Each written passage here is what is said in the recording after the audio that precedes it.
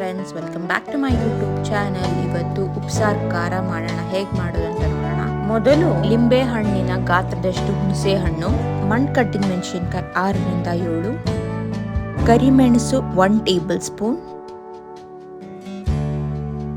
ಕೊತ್ತಂಬರಿ ಸೊಪ್ಪು 1 ಕೈ ಹಿಡಿಯಷ್ಟು.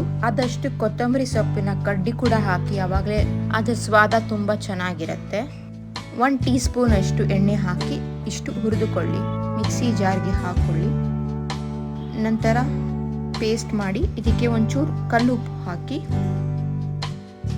ಯಾವುದೇ ಕಾರಣಕ್ಕೆ ಇದಕ್ಕೆ ನಾವು ನೀರು ಹಾಕಬಾರ್ದು. ಹಾಕಿದ್ರೆ ತುಂಬ ದಿವಸ ಇಟ್ಕೊಳ್ಳೋಕ್ಕಾಗಿದೆ, 1 ತಿಂಗಳವರೆಗೂ ಇಟ್ಕೋಬಹುದು. ನಮ್ಮ ಮನೇಲಿ ಯಾವುದೇ ರೀತಿ ಕಾಳುಗಳಿಲ್ಲ, ಆದರೂ ಕೂಡ ನಾನು ಮಾಡಿದ್ದೀನಿ. ಬೇಳೆ ಕಟ್ಟಿಗೆ ಟೊಮ್ಯಾಟೊ ಬೇಯಿಸ್ಕೊಂಡಿದ್ದೀನಿ, ಮತ್ತು ಇದಕ್ಕೆ ನಾನು ಒಗ್ಗರಣೆ ಕೊಟ್ಟಿದ್ದೀನಿ.